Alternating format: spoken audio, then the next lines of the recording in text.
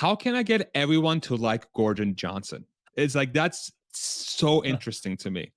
Wouldn't it be so cool if Gordon becomes a voice that we can reference to test our biases, but like one that we don't view as a clown or a moron or whatever, like a legitimate voice that, yes, he might be the most bearish voice out there about the company, but it's one we respect. I think I trust people way more than most people do.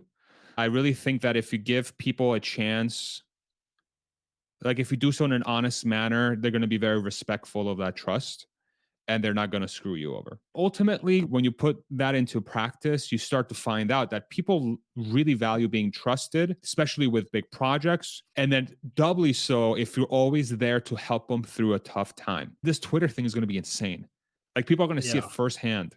This is just the beginning. Wait until people see how it actually is to innovate quickly. It's crazy, but it's way uncomfortable. People in their minds think that a culture of innovation that moves really quickly and it builds incredible things is like this rainbow road, right? It's not. It Mm-hmm. sucks really bad.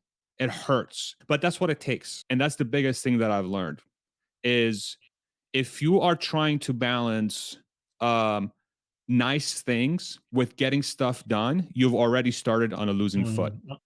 Welcome to Dear Sophia, a vodcast dedicated to the pursuit of love and wisdom in the questions, ideas, actions, and technology shaping tomorrow.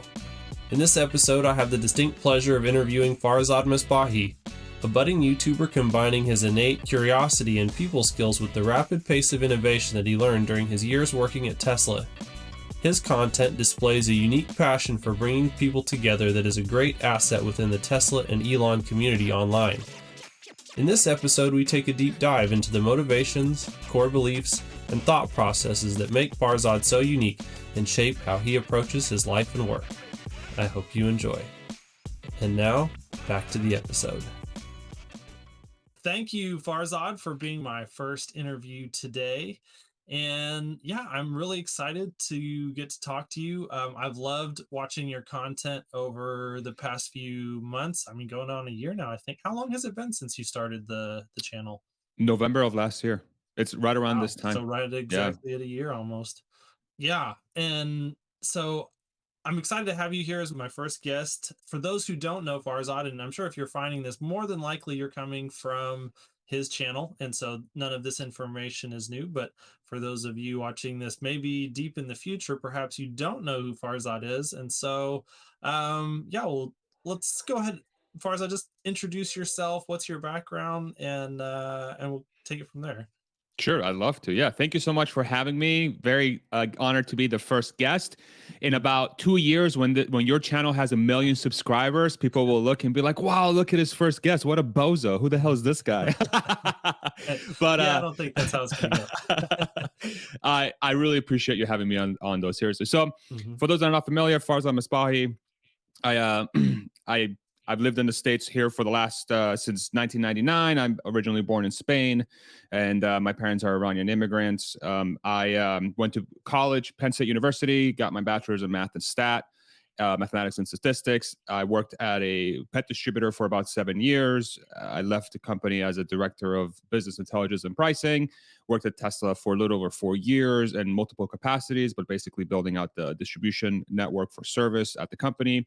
And for the last almost year now, I've been a YouTuber. And it's been the weirdest, coolest, most rewarding, I think, part of my career, to be completely honest. Very I never saw myself doing this, but I'm so happy that I am. And I'm just very honored to sit down today with Hans and go through whatever things he has in his mind, have a conversation, which is one of my favorite things to do, which is what my YouTube channel really like proved to me. Is like, wow, I really love having conversations with great people. So thank you very much, man. I can't wait to get into it. Yeah, let's dig into that. So, one of the things that I really enjoy about your YouTube channel is that you're really just not afraid to try things, that you've been experimenting throughout the course of the past year with a lot of different things. You're great at bringing people together. You're a great listener. And as far as I can see, you're very innovative. Like you're doing things with your podcast that I've never seen anyone do on a Mm. podcast before. And so I just wanted to dig in and talk to you. Let's learn a little bit more about who is Farzad? Where's he coming from? Why is it that you think so creatively and differently than maybe some other people in the space? Mm, And then, yeah, where is all of this going? And what can we learn? So, sure. yeah, I think that it's important just to call out a couple of the specific things that you do super well. Besides, besides being creative and innovative and experimental, it also seems like you have managed to create connections in the broader Tesla community between people that maybe they had talked to each other before, but they hadn't necessarily collaborated before, and you've done some really interesting things there. Um, Kind of, how did that come about? Mm. And um, from your perspective, what was the motivation to try and bring those people together? And or maybe we'll start with a specific story. The first time I saw you in that role was at the TeslaCon in Austin around the Cyber Rodeo, when you were moderating the discussion between Sandy Monroe and Jordan Giesecke. And so, how did you, a pretty fresh YouTuber at that point in time, find yourself standing in between these two people, moderating a discussion between them, and doing a great job, may I add? I appreciate that. I have no idea.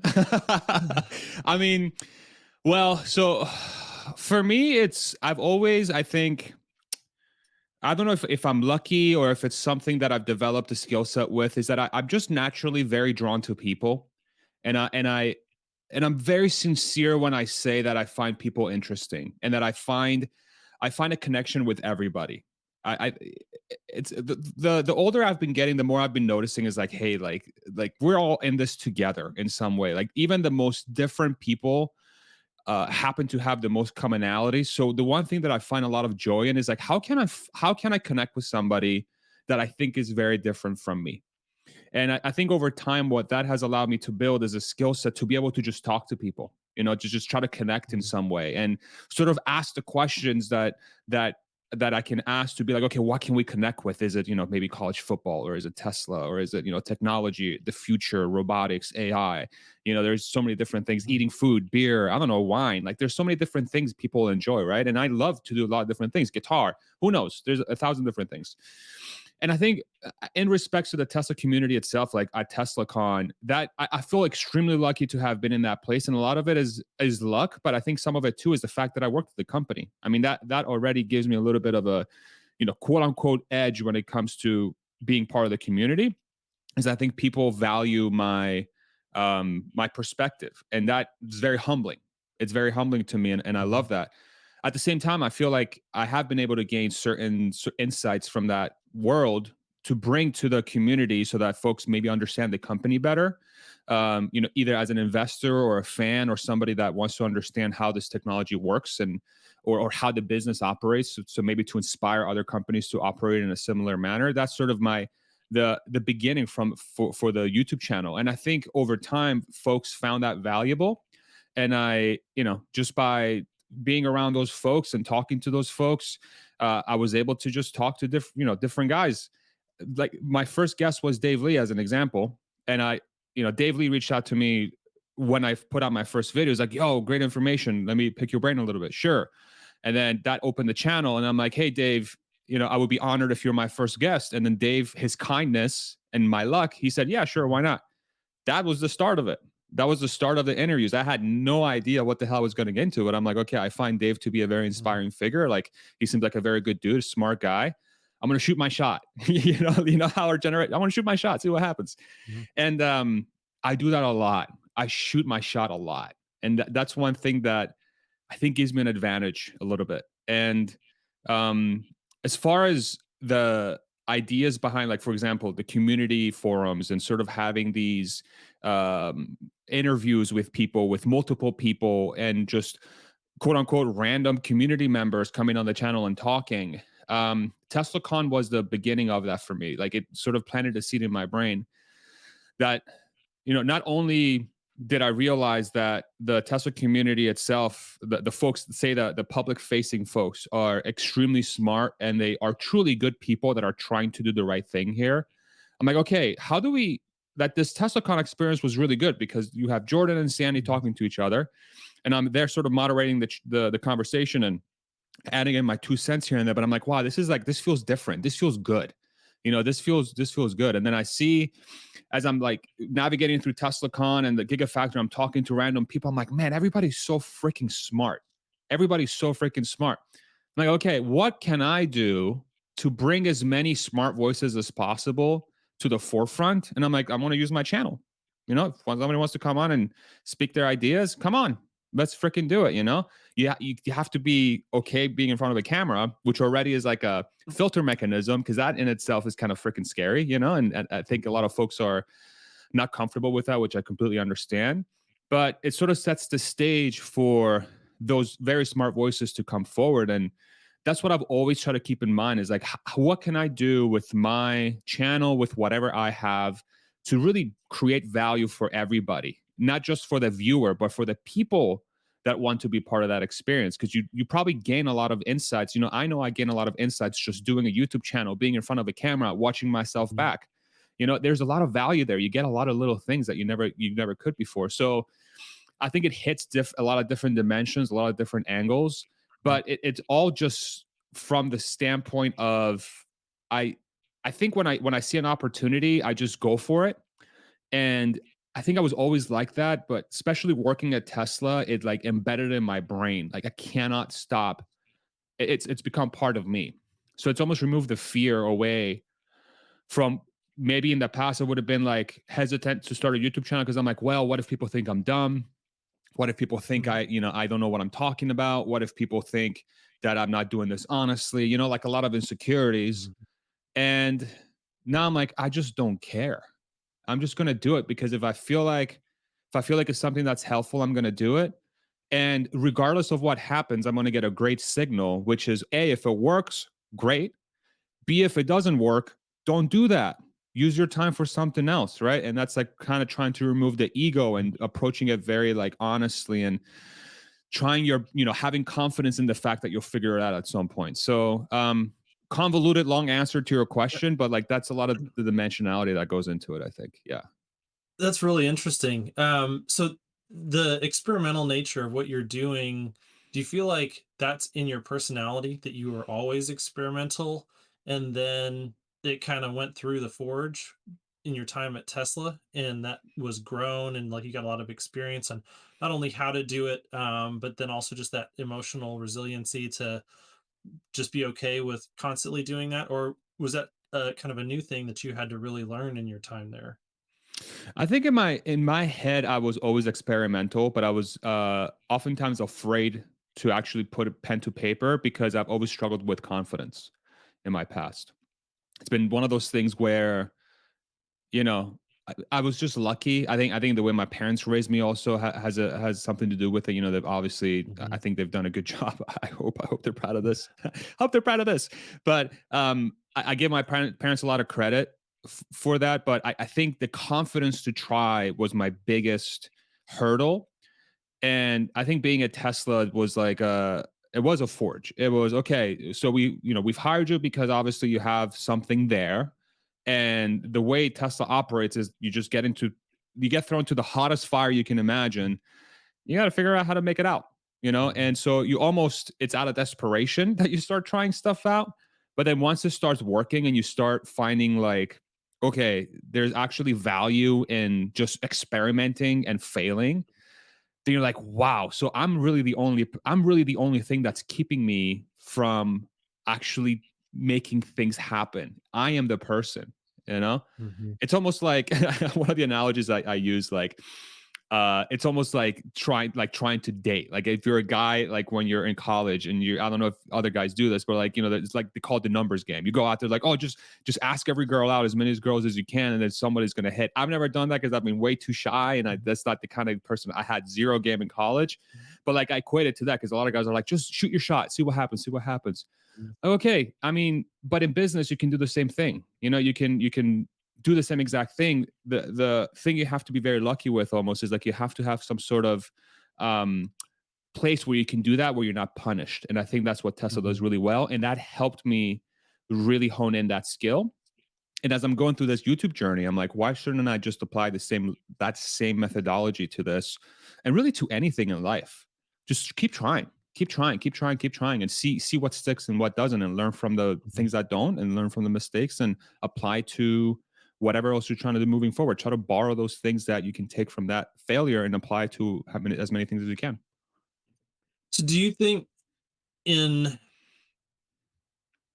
shooting your shot and doing like taking lots of risks, is it more important to take lots of maybe small risks that have limited downside, Mm, um or how important is the pressure? Because it sounds a lot like in your time at Tesla that there were a lot of things that were risky and they were high stakes, like yeah. you know basically you can try it and then like this is an important thing that has to be solved, and so maybe like if you fail at this thing you just have to keep iterating.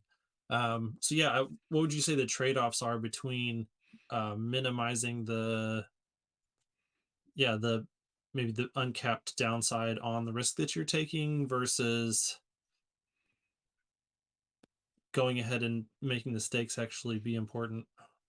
So that the pressure I think maximizes the chances that your risk taken will actually have a positive result, because you actually are it's do or die. And I feel like humans do really well in those situations most of the time if they actually are looking to apply themselves. Because you do have an existential thing behind you. It's like Mhm. saying, hey, if you don't figure this out, I don't know, you're fired. The company's gonna fall apart. Elon's gonna come on your door and beat you up. I don't fucking know. Like I don't know how people conceptualize this thing. Elon has Yeah. never beat anybody up. Please, nobody take this and run with it. It's a joke. It's a joke. Okay. But I think pressure adds a lot. I think it also Mhm. depends on the person. Some folks are very self motivated and they don't need that pressure to really be comfortable taking risks. And I think it goes from person to person how, you know, a lot of small risks versus few big risks is a really good question, and I've never thought about it in that framing. But if I just let's think out loud here, the cool thing about taking a lot of small risks is that you almost start feeling comfortable with failure. You start feeling Mhm. comfortable with iteration, which I think is Well, let very, me very important. Yeah. maybe I should frame this up for a second. The Yeah. context for the question is really coming from like an Nassim Taleb um, perspective on maybe barbell distribution, minimizing your downside, and then allowing Mm, his idea within like a market economy is that if you don't allow the system to operate and clear out we'll say like fires, like if you don't allow little fires in a forest to burn, you're just accumulating more and more and more fuel, and mm, you can't prevent the fires from ever like you can't 100% prevent all fires into the future.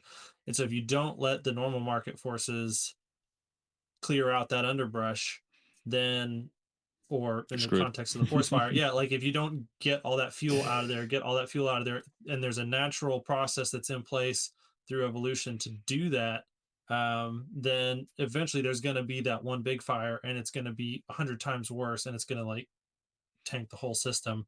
Mm. Um, and so for people trying to think about how they should take risk in their own personal life, yeah, what is because I think you want the pressure, and I think these are two different things potentially. Um, but yeah, just trying to think how to internalize that. I think I know what you're going through. So like I'll use myself as an example. The way I take risks is when I feel like there's minimal downside risk are the ones that I gravitate towards, and meaning that the worst thing that could happen is that I fail and I move forward. So I never do anything that say is existential.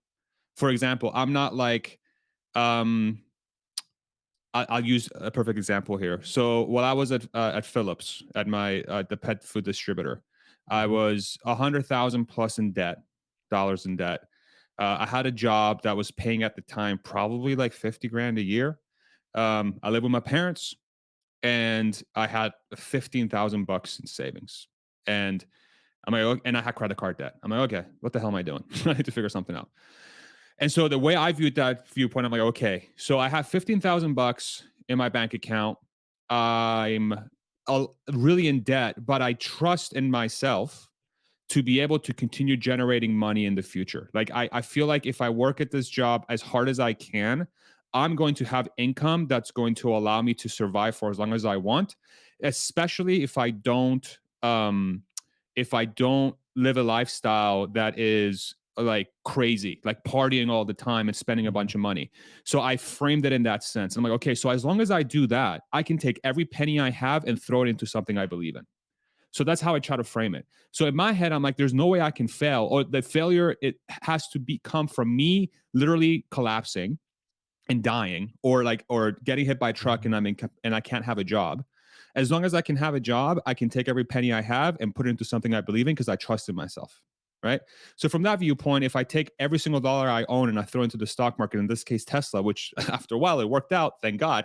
But that's how I framed it. I'm like, okay, I'm fine. So I think that is what allows me as a person to take a lot of risks, is that I have a lot of confidence in myself in a sense. Like I'm never in a boat where I'm like I can't do something, I'm not able to achieve something. And that's probably super naive, and it's that in itself is a huge risk, I think. Mhm. But in my head it doesn't process like that. It doesn't process like that because all it really comes down to, and I try to be really analytical, I'm not making enough money, I lower my standard of living. So what am I willing to lower my standard of living to? Living in a box, literally. Like that's what it takes. Mhm. That's what it takes in my head. A lot of people will look at me and be like, "You're a moron." Like that is the dumbest Mhm. thing I've ever heard, right? Because there is a lot of self-sacrifice. There is a lot of level of self-sacrifice. But for me, I find the most joy, which is weird. I find a lot of joy in making those things happen. Like that ultimately is what makes me happiest, is like putting my mind to something and then getting it to fruition, getting it to happen. And I apply that mentality to everything. So even what I'm doing now with YouTube, right? I left Mhm. a amazing job that was paying really well, and everybody was like super impressed that I was working there. Like Mhm. not until I left, like before that, like you're the biggest crazy person I've ever met. Like, how could you be working at this place where the leader is insane and blah blah blah? And all of a sudden, I was like, oh wow, I can't believe you work for Tesla. It's like the Mhm. weirdest thing happened. But regardless, there was and I to this day I get a lot of questions like, why'd you leave? Why'd you leave? Why'd you leave? I'm like, okay, I left because I feel like there's something else that is calling me, and I'm still trying to figure out what that is. But I think I found it. Mhm. But in my head, I'm like, okay, I have a certain amount of money put aside to help me go through this journey, even through the worst case scenario. And if that case scenario does appear, I have a lot of belief in myself that I'm going to lower my standard of living to where it needs to be so I can continue on that path, because ultimately that's what's most important. And I think that mechanism allows me to take a lot more risks than maybe some, because I'm willing to make a sacrifice. And that's the biggest thing that I've learned is, if you are trying to balance um, nice things with getting stuff done, you've already started on a losing foot. Mhm. Yeah. You know? Is that something you feel like you learned from your parents? Is that something you developed in your childhood, or is that something that you learned just from observing Elon and how he has the same perspective? He's talked openly a number of times about, if all this thing just went to crap and I had to go back to like eating, what was it, Jack in the Box? I think that he Yeah, had everything ramen from noodles or Jack in the something. Box, yeah, menu, like for a long time when they first started the maps. What was the name of the that first startup that he did? Oh, Um, X.com no, because that was there was one before that. Oh, Was it Zip Confinity 2? or something, or Zip 2. Yeah, Zip 2. Yeah, Zip 2. Yeah. Yeah, when they were doing like basically Google Maps before Google Mm, Maps and kind of like Yellow Pages tied into that. yeah. So, I I think I was always like that. It's just I think Elon was a source of inspiration that it can work. I think that's what it really was. Like again, it goes back to self-confidence. Like I've suffered with mhm, confidence issues my whole life. And I think I'm mhm, finally, with the help of my wife and having this YouTube channel, I'm finally seeing the light at the end of the tunnel. And I think it's becoming apparent on the channel itself, which to mhm, me is like, um, I don't know. I hope it inspires others to go on that journey, especially those that like myself have suffered from like low self-esteem and confidence issues. mhm, Um, I think viewing Elon was very inspirational because I'm like, wow, like there's some sort of connection there. And I think that's one of the underlying things why Elon has such a big fan base. I think a lot of people see some part of themselves in him and he's out there making shit happen. Excuse my French. Sorry, I don't know if I can yeah, curse on your channel. I hope that's go okay. for it. Okay, sorry. I'm not Yeah, gonna no, get you monetized. I want the unvarnished Yeah. version. So that actually I think is maybe a good segue for us to go back and talk about. Um, so my parents were missionaries. I spent a number of years when I was a kid living in Africa in a foreign context, not being able to speak the language. And so I think there's some areas where I can maybe relate to you in your experience moving here to the United States. And I'm curious how how was that experience for you? Question number one. But number two, how do you think that shaped A, Mm. your struggles with confidence, but B, also the importance that you now place on connecting with people and being able to communicate? I think it was huge. And you bringing that up made me realize it. Mhm, Like these are things like my brain is always so like scattered on like things that I want to get done that I don't self-reflect nearly as much as I should. But I think what you just said makes a lot of sense. And I think it's had a really big part. Mainly because, when I came to the States, I didn't know the language at all. Um, a crazy hormone raging boy who can't talk to girls, like, and so I think a lot of my, confidence issues sort of started there because I was super shy. I was very like conscious of my accent, like, I would get picked on because I was kind of meek, you know. I wasn't necessarily bullied, but I was definitely picked on as the mhm.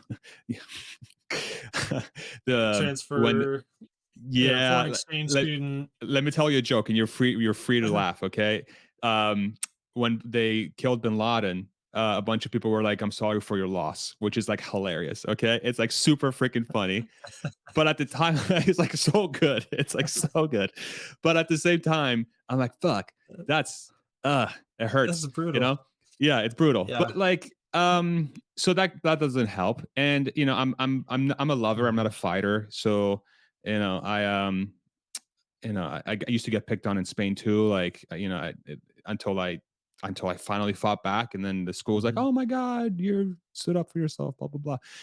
Yeah, man, it's like it's. I think it has a lot to do with it. I think it has a lot to do with it, sort of my upbringing, and but I've been very lucky with the fact that I don't know. I don't know what it is. Like maybe not being super social during my formative years, like especially in middle school and high school, like as social as I wanted to mhm, be, sort of forced me to be behind a computer in a sense.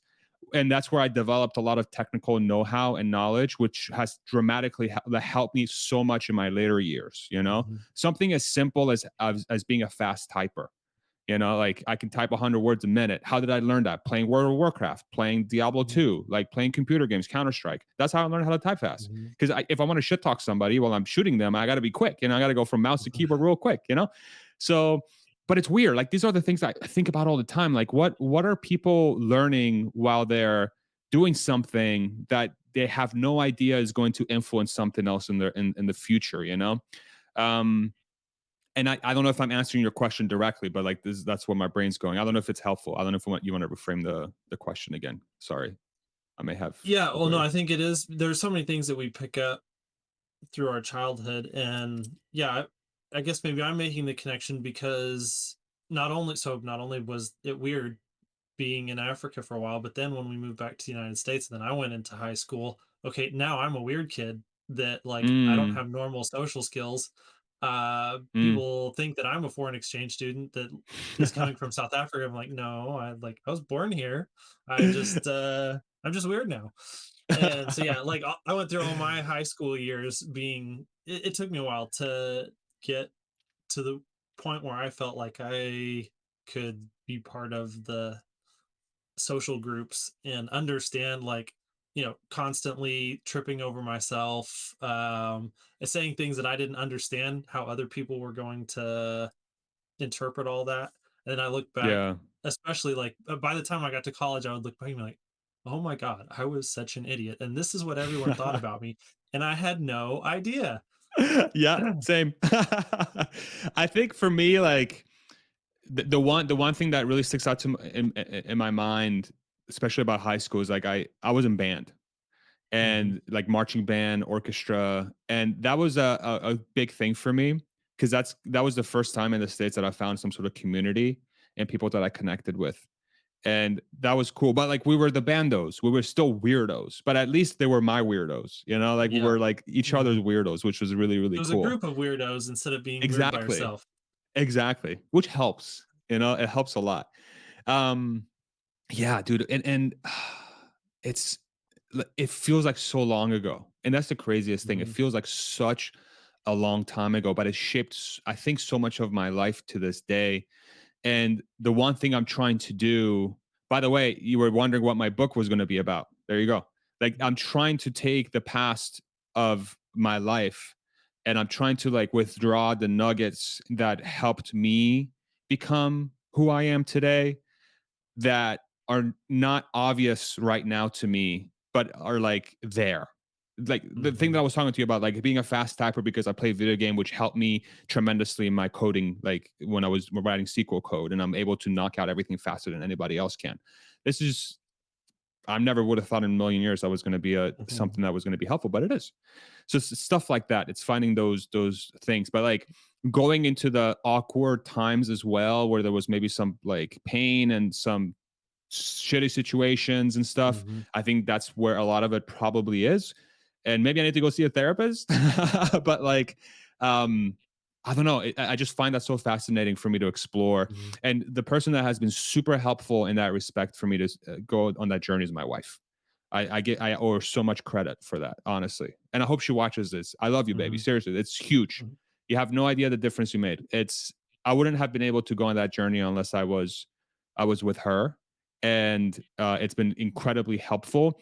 And my overarching, I think, what I'm starting to discover is that I think my really the reason why I'm here is so that I can be very open and vulnerable about that, so that others find inspiration to go on their own journey, to figure out who they Hmm. really are. Like what are the things that happen in your life that got you to where you are today that you can learn from to move forward as best as you can, and to share those things so that we can all connect on that. I think, and that's why I make it such a big point to be vulnerable with what with the things that I talk about, and try Hmm. my best to be as honest as humanly possible, because that's, I think, what's really important. That's what people really connect with, is like the sort of the weird, the imperfect, Hmm. the ugly. That's the stuff that's important, I believe. I 100% agree. And I think that, maybe for a lot of people who didn't have the external environment being so like feeling intensely, so I think almost everyone feels like they are an outsider in reality. But if their outside environment says, no, you're kind of just like everyone else, maybe they don't realize that them feeling like an outsider is a valid, normal feeling. Whereas for those of us who did experience at an early age being a literal true outsider and being treated like an outsider in those ways, like it validates those feelings. Like you understand that the source of those better. And then when you talk about it whether someone experienced that early on, they probably felt a lot of those same feelings, and maybe they Exactly. didn't realize that that was something that was normal. And it does feel extremely validating to hear someone else say, "Oh my gosh, like, I didn't grow up that way, but I felt exactly those feelings and it sucked." Exactly. Exactly. That's exactly right. Like how can we get each other, like how can we get all of us to sort of share those feelings so that we realize that wow, like we all feel the same things. Like I think about this all the time. Like have you ever Mhm. looked at somebody, you're like, wow, you look so different than I do, but I wonder if what you're feeling and thinking about on a daily basis when you're by yourself is like me. Like even just looking at you right now, like I bet you and Mhm. I have like so many of the same feelings every single day when we're not in front of anybody, we're just in our own sort of like daily life, Mhm. that we would never ever, like we're never going to experience that unless Neuralink helps us do that, which might be great, but also very super And scary. But crazy and weird. yeah, exactly. But like that's the stuff that really interests me about people, is like Mhm. how much do you and I have in common truly? Not just like, oh, Mhm. I like sports. Or no, like when you're walking around and these thoughts come up in your head and you're feeling a certain way, and there's like happiness, sadness, Mhm. sorrow, like whatever else, like, and how does that feel? Because I feel like I feel that same feeling as you feel. And I look at my dog Mhm. sometimes too, and I'm like, I wonder when my dog sees me, if they feel the same way I feel about them when they feel like, what does that feeling feel like for them? That's the stuff that's really interesting to me. And I always try to bring that, I always try to harness that energy when I'm talking to people. Yeah, That's and like the thing, you know? that is the thing that I think comes through, is that you're very curious about each individual person, and then you always feel like there's something that you can learn from them and connect with them on. And as long as I think you're also good at basically setting the barrier that we must engage each other from a place of mutual respect. Like, if there's no respect, then maybe that's not going to work. But as long as we're just going to say, hey, there's mutual respect here, I'm willing to engage with you in a way that's respectful. I think that That's you're right. interesting and valuable. If you'll treat me the same way, then I really want to dig into this relationship and see what can we learn from each other and what can we share. That's right. Like even with the people that I feel like I have, like in my head, I'm like, man, I really almost want to have Gordon Johnson on my channel just to see if I can crack the code to where people are like, wow, he's actually kind of a cool guy. Cause I think it's Mhm. there. That is what interests me. That is like the thing that's like, how can I get everyone to like Gordon Johnson? That's so interesting to me. And I had a little like back and forth with him on Twitter yesterday, and he was like a little bit condescending. Like he doesn't have me blocked, which I'm Mhm. shocked Yeah. by. And I'm like, I asked him a question, was a little condescending back. Like, boy, are you like insecure? Like, what's going on here? Like, I'm Mhm. wondering why you're taking that tone. So like, that's what I think about all the time. I'm like, okay, but now part of me, I'm like, fuck, I really want you on the channel now. Like, I really Mhm. want you on the channel because I'm trying to like figure out how to get you to be more comfortable in who you are, not be like maybe offended by these things in a way. But like, how can we get people to see you as a human being and not like the unfortunately a lot of people view him as a clown, and I don't think he's a Mhm. clown. I just think his approach is misplaced and not correct in this scenario. But yeah, maybe I'm weird. Like that's sometimes I wonder, like, is that the dumbest thing No, ever? that I don't know that Yeah, it's dumb, but it's definitely weird. Like, that's yeah. definitely not the way that most I agree. people approach things. And yeah, like, also, but weird in a cool way, because I think more people wish that people would treat them that way. Like, I so think is that's how you that, heal division, right? I mean, that's kind of where my head goes. Is like that's how you heal division. I think. yeah.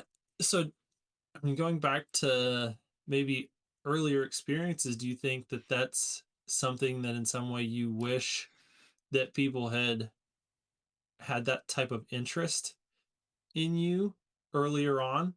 Like, did you feel like you were invisible Yeah, a lot to people?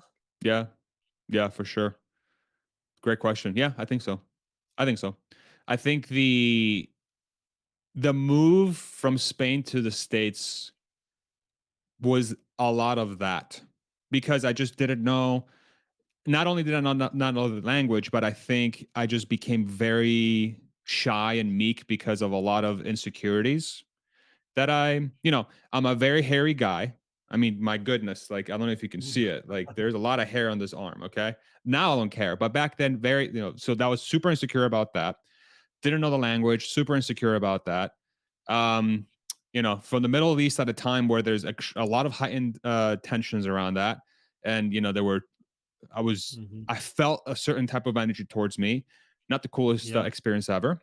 Um, my interests were around, like playing clarinet and band.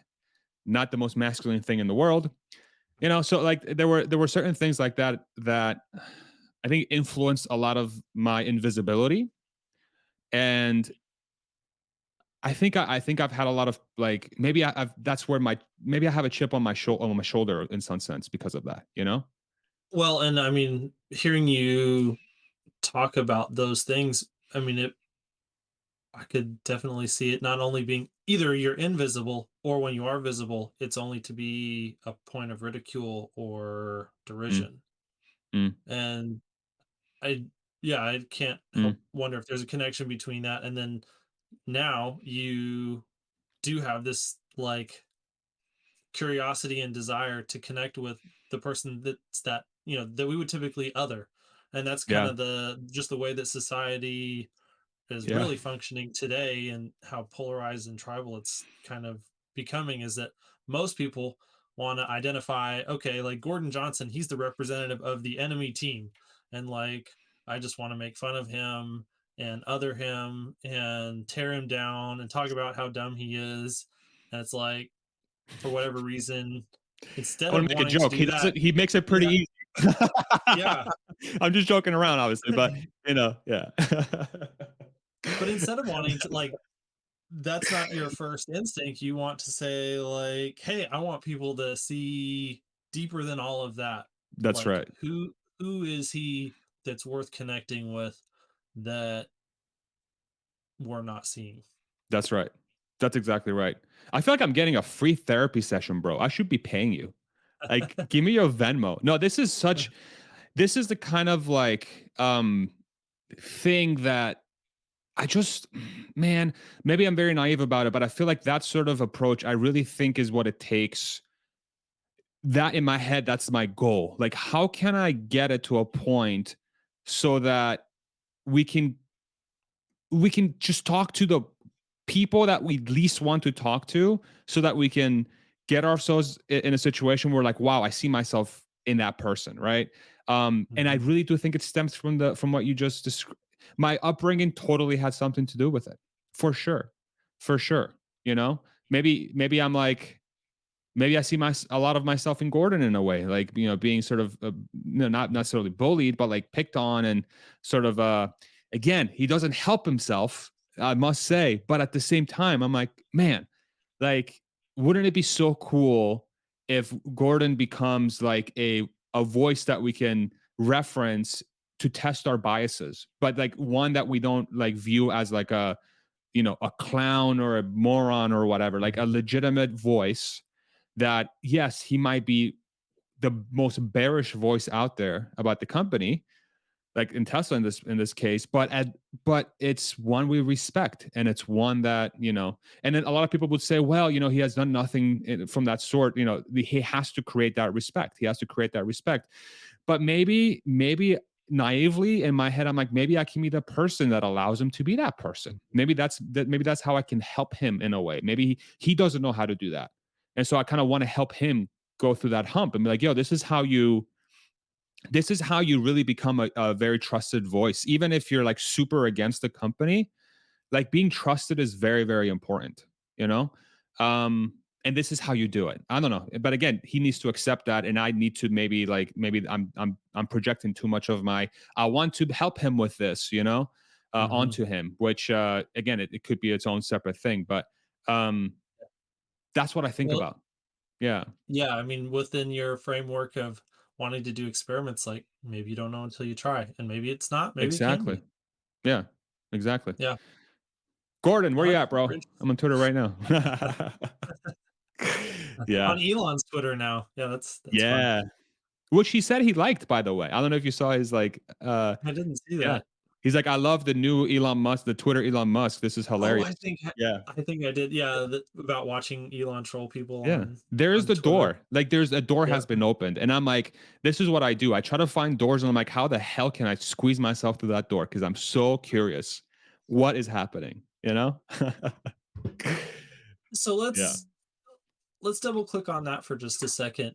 Sure. Um, you are an extremely curious person, and so where did you learn that, or was that always something that was like, were you the type to always be getting into things and asking questions and maybe taking things apart, or um, like, was there always something that you were investigating? I love asking questions. I love understanding how things work to the root, you know? Mhm. Um, I don't know why. I really don't know why. Maybe it's I'm naturally curious. Like my dad was an engineer. Um, Mhm. I think like to think my mom's super smart. Like, maybe I'm like, I don't know how genetically I'm just curious in a sense. Um, I don't know. Honestly, it's kind of it's. Oh, I've always been that way. I always like understanding how things truly work. And over time, especially at my time at Tesla, it really sharpened that knife big time. Like I was like an amateur curious person before Tesla. And I think after Tesla, I would like to say I'm a seasoned curious person because I'm just naturally attracted to how to solve things. And I'm truly trying to be helpful. And I think the combination of that, of problem solving through curiosity and uh, using that to help others, seems to me like a very good thing to do. And there's value in that. So that is sort of like my motivation behind really exploring it. You know, like I know people will benefit from it. If I want to apply it to, like, say, starting a business or creating a source of income, like that's fun for me too. Like I love doing that. Like this freaking merch store that I have open now, Mm. 2 weeks, Hans. I spent 2 weeks straight figuring out how to set up a supply chain, set up a website, design t-shirts, picking the right t-shirt, ensuring that the website's as easy to like navigate. Like I was having such a blast doing it. And then by the like literally day 14 of doing this straight, my wife's like, "Why do you look like shit?" I'm like, "Has it been 2 weeks?" Oh my God.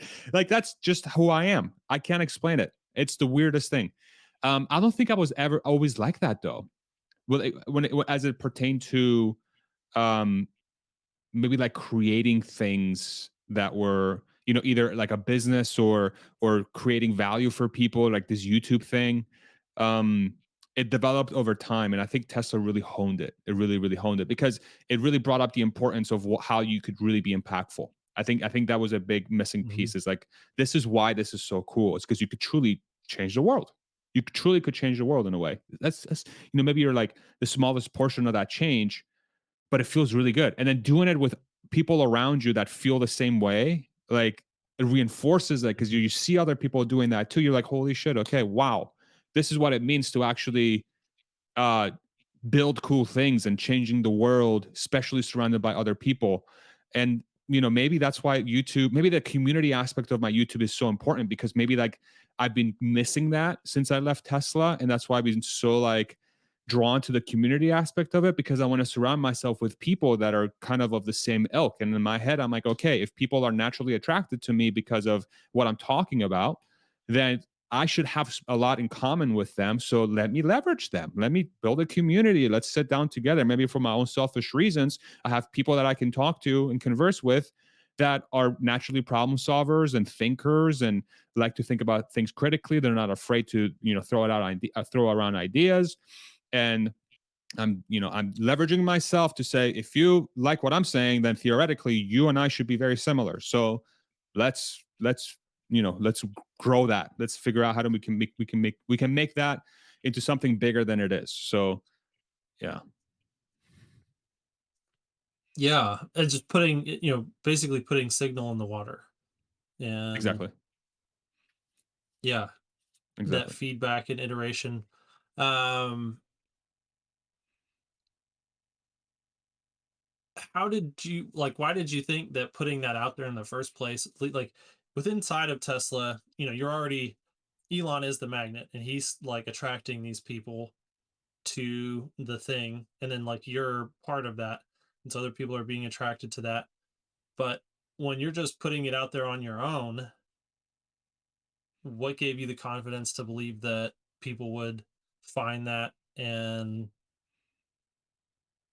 be that you would end up getting people that would respond to that signal and come around?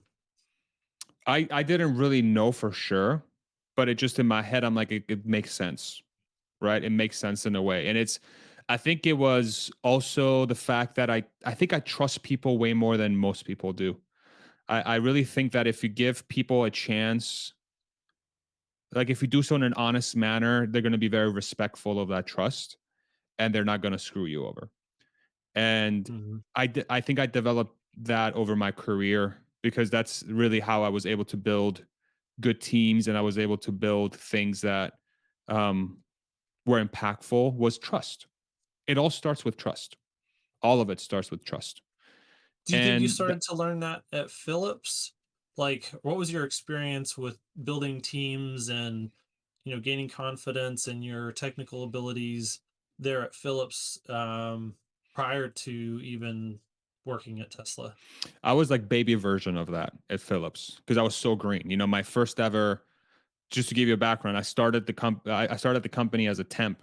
So I had just graduated high school or yeah, college, excuse me.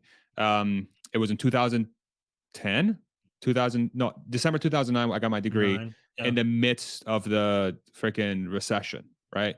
There's no jobs. I can't find not math degree, a bachelor of science in math. Like the only thing I could really do at that time was really be a teacher or like an actuary, but it required a lot of testing and I failed it. I'm like, okay, because my heart wasn't in it at that time. I was like, ugh, I'd like, man, like I have to get a job. I'm broke. I have to do something. Let me take the test. Failed. Okay, crap. So I'm like, I almost took a job at GameStop, like just working at the desk. Mhm. And it's funny because they hired me. And then 2 days later, they're like, we're actually closing down the branch. I'm like, well, I can't even work at GameStop. That's fun.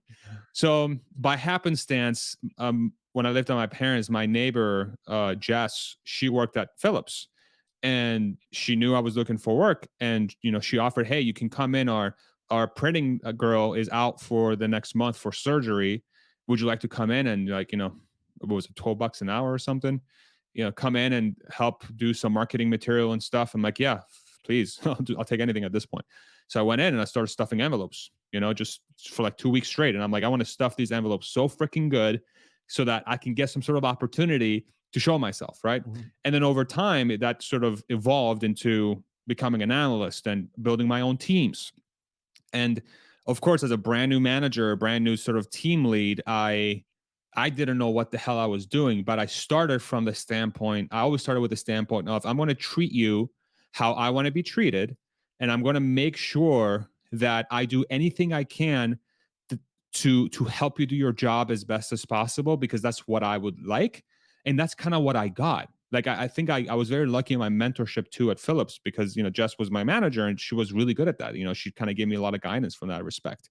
And over time, I gained a lot of really great mentors at Philips too. So they've had a huge impact on me as far as learning how to be how to trust people, how to build teams, how to do those things.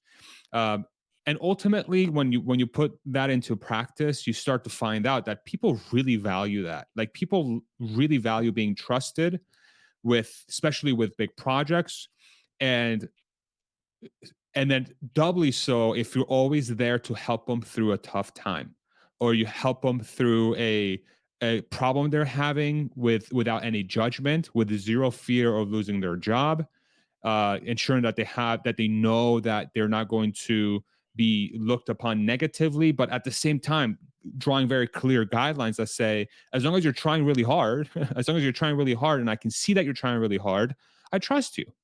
I trust you. Some people take longer than others, but I trust Mhm. you. That's huge. So I started developing that at Philips. I had a ton of mentorship for it. I was definitely not very good at it, especially to start, but over time I got better. And then Tesla took it to a brand new level, because I was in a completely different completely different environment. It was very non-traditional, very startup-y, and it and very existential. Again, like we were running into Hmm. deadlines Yeah. 24/7 of the largest magnitude. So I had no choice but to trust people as much as humanly possible. And what it taught me is, wow, like, okay, if you surround yourself with the smartest people on earth and you trust all of them, like you're going to get a really good batting average when Hmm. it comes to getting stuff done. So that told me is like, hey, if you think folks are there, like, f- if they're there honestly, like if they're in that situation because they really want to be there, and you empower them and you give them that trust, they'll kill it way more often than not. And that's the sort of approach I apply to the community forum. I'm like, you want Hmm. to be here. Like, why would you pay $3 a month?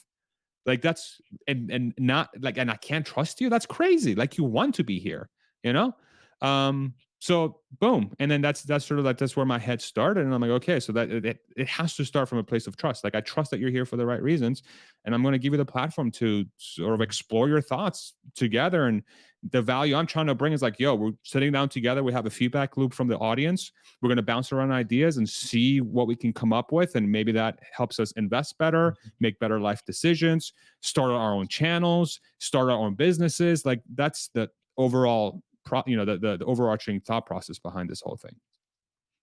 Yeah, and that's exactly where I was about to take that, was because I think it did flow so well together into the community channel. I mean, you've experimented with a ton of things on your channel, but I think the community forum is one of the ones that specifically I've never seen anyone do anything like that. Just like, oh, hey, you support me on Patreon, like come on my channel.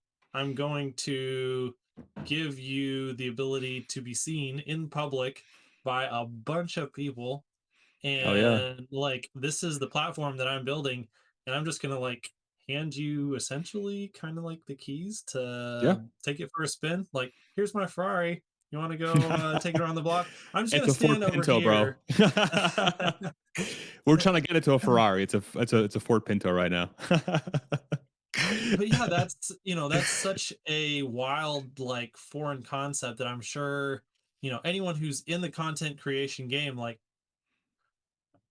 probably has mad respect or thinks you're absolutely crazy, and maybe both, for being willing to do that.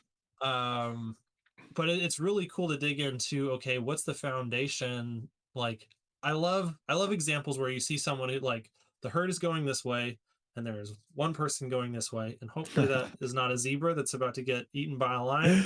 You never know. But like, what's in the zebra's mind? Why does he think that that's a good move while everyone else is going over there? Yeah. Yeah, no, for sure. It's trust, man. It's trust. It's like to me, it's like if you're really somebody that is willing to, even if it's a tiny Mhm. bit, like be part of the channel in that respect and are brave enough to get in front of a lot of people are not comfortable in front of cameras, man. Like that's another like there's a Mhm. lot of filters in the way. And that's where I've developed a skill set is like I can identify the natural filters that have arrived that are in between somebody that's a random person to being on a community forum. There's a ton of filters. You have to be interested in Tesla. You have to be interested in Elon. You have to be interested in my channel. You have to be willing to put a little bit of skin in the game. You have to be willing to be part of the community. You have to be willing to get in front of a camera. You have to be willing to put your ideas out there. Like this is not not Trivial. everybody can do this. Exactly. Yeah. Like, so in my head, I'm like, okay, so like by the time somebody's in front of a camera, we've already gone through a bunch of different filters here. So it's a very high likelihood chance that this person is going to bring a lot of value to the conversation. And then the other filter too is Tesla itself. People who know that Tesla is a very good investment, I feel like are people that are forward thinking. Boom, that's another filter. So like these are Mhm. people that usually can probably think critically, go against the masses. How long was Tesla shat on as an investment? And a lot of people persevered, And so I'm like, okay, Mhm. so you kind of can see into the future a little bit. You probably know what you're talking about. Let's get you on. Let's talk about it. So these are the things that and like speaking about it, like it might sound obvious, but like to me it sounds obvious. Like the thing I want is like, why don't more people do this? Because what a way to build a community. Now, is it scalable? I have no idea, but I'm gonna for sure try it. Like, I would love to Mhm. have 1 million subscribers, and we can still do this community forum every Friday. Like, I have zero intention to moving away from it. And imagine the Mhm. kind of like um, dynamic that could create. You know, imagine a community forum with uh, 10, 100,000 viewers, and then we can just rotate people. Maybe we can have multiple Mhm. community forums. We host multiple community forums. You have different, maybe Yep. people rotate in and out, right? It becomes kind of like a boot camp on how to throw around ideas, you know, and have a discussion. That's the sort of vision I have for this thing long term. Will it end up that way? I have no freaking idea, but like it seems like a valuable thing, so I'm going to go towards it until it's not, and then I think the other thing that I've also built is like I'm not going to be too butthurt over it if it doesn't work out, because it's just okay, we'll find the next good thing. We'll just figure it out. We'll keep going. We'll Mhm. figure out the right path, you know. Yeah. So heard it here first, folks. Farzad wants the community forum to be the boot camp, which all content creators of the future will one day flood. That'd be cool. Yeah. That'd be cool. And I'm not saying that I know what I'm doing either. Like that's the crazy Mhm. thing is like I'm looking at myself and I'm trying to get over imposter syndrome because I'm like, who the fuck am I to do this? But I'm like at the same time, I'm like, I'm just gonna do it. Mhm. Like if it fails, it fails. Who cares, you know? And whatever. So I guess that raises a question that I thought about earlier. Like, why are you one of the first people to come out of Tesla and really talk about your experiences at the company publicly on YouTube? Like, lots and lots and lots of people have left Tesla, Sure. and some have talked about it a little bit, but not many have really approached the problem like trying to share their experiences there with the goal of helping other people to take something positive away from Tesla that weren't necessarily able to experience it from the inside. So, No, for sure. with Tesla's culture being the way that it is, I find it honestly surprising that more people hadn't done that before you. What do you make Yeah. of that? That's a great question. I think about that a lot. And sometimes I'm like, am I a moron? Like, what am I like? Am I going to get, is a lawyer going to come in and like burst through my door for some reason? Or am I misremembering what happened? Mhm. And am I just some moron that's out there? What's very like good for me to hear constantly is that people that work at the company, I get feedback that say, dude, thank you so much for describing exactly how it's like, because this is what it's like. So I'm like, cool, Mhm. that gives me like I was like, thank God. Okay. Like I hope I wasn't misremembered. Like when I went to Gigafactory Texas, for example, I had people like, yo, dude, I watch your stuff. You fucking nailed it. You nailed it. You're like, that's exactly how it's like. Like it's not easy. It kind of sucks sometimes, but it's like awesome, you know? So the way Mhm. I think about it is I think I come from I used to be a director at Philips and I was on track to become an executive basically. And I did at a young age and I was very proud of that, honestly. So I think from that standpoint, in my head, I'm already viewing everything through a leadership lens, through a culture's lens. Like I'm not viewing it as like, okay, this work is really important.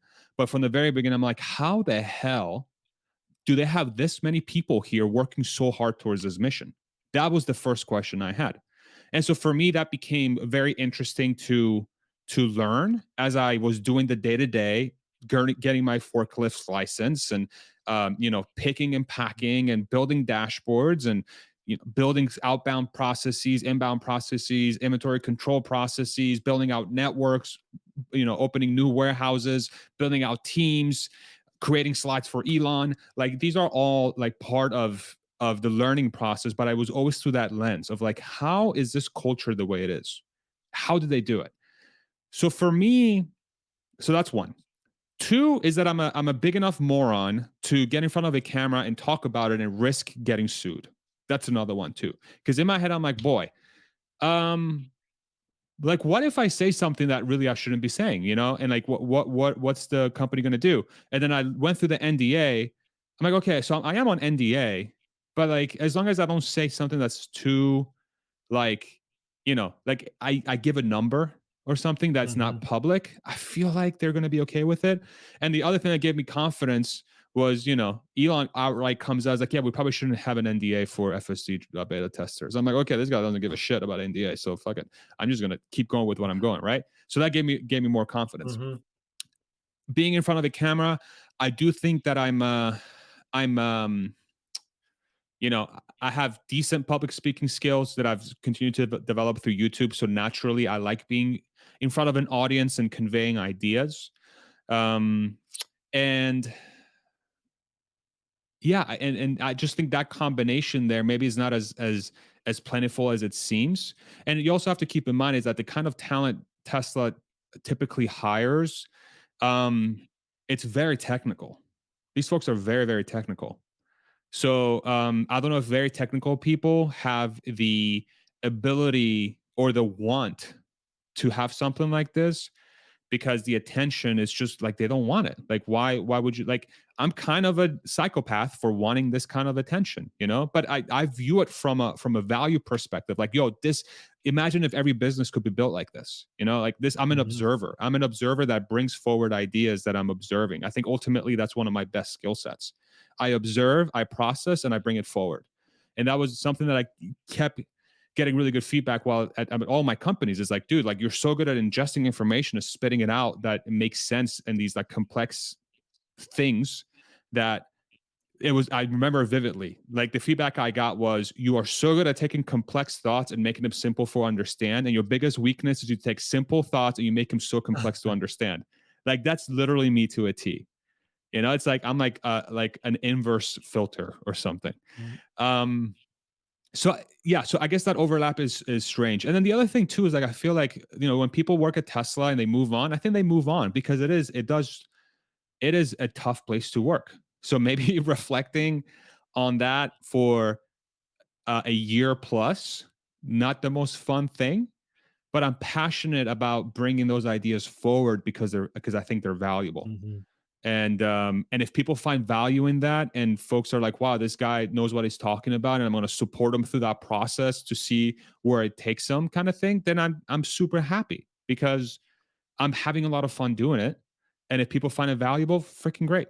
It's a great, that's like the best thing for Mm-hmm. anybody. I feel like that is where you want to be as a human being, you know?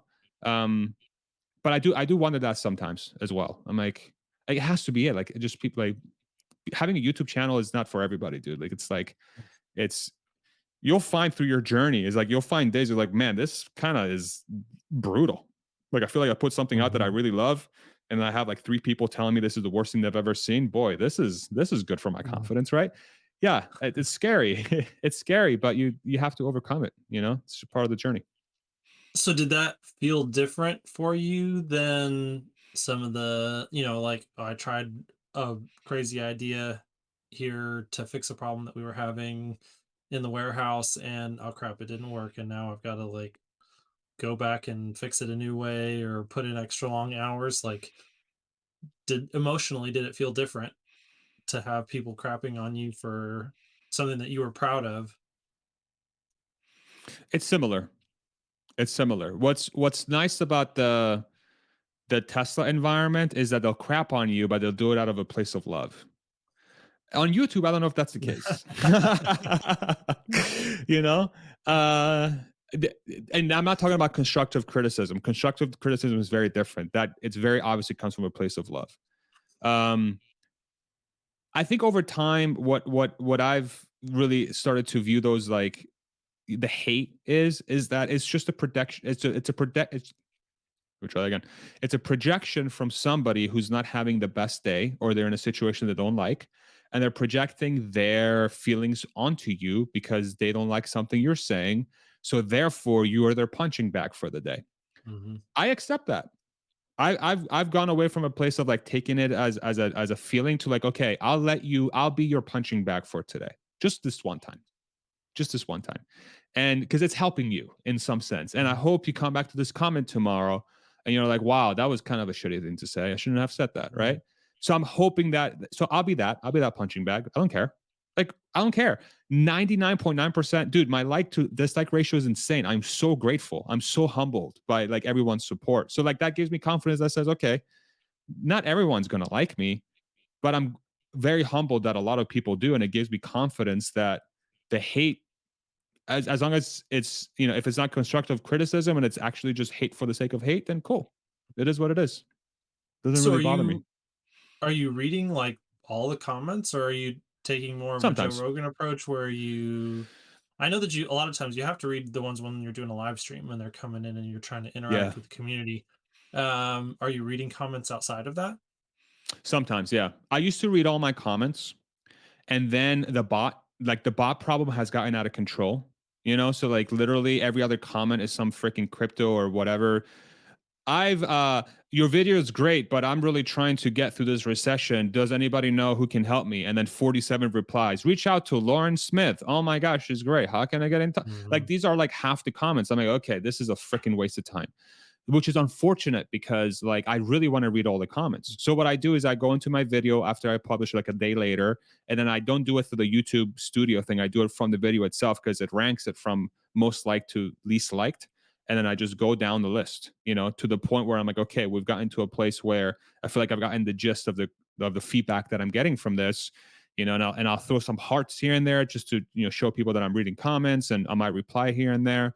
But at the same time, I try not to spend too much time in the comments either, because there is such a thing as um, you're not as good as you think you are as well.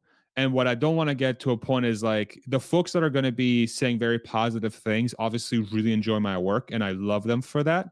But if that's all I'm reading all the time, that is not good for me, for my ego, because then I'm going to lie to myself and say, I am great. I am doing perfectly fine. And it's going to make me complacent because I know myself. I know myself. So, so maybe reading a shitty comment once in a while helps too, like to balance that out as well. But I try to read, as many as I can, but the YouTube spam problem is part of the reason why I don't, because now my channel's gotten to a point where if I really read every comment, it's like I literally want to shoot myself in the face because I'm like, I can't be skipping through comments all the time. It's just annoying, unfortunately. Yeah. So to bring it back to the community forum, I'm curious, what does that role, or what place do you see the community forum playing in your overall channel and all of the content that you're trying to make? Yeah. Oh boy. Huh. Bless you.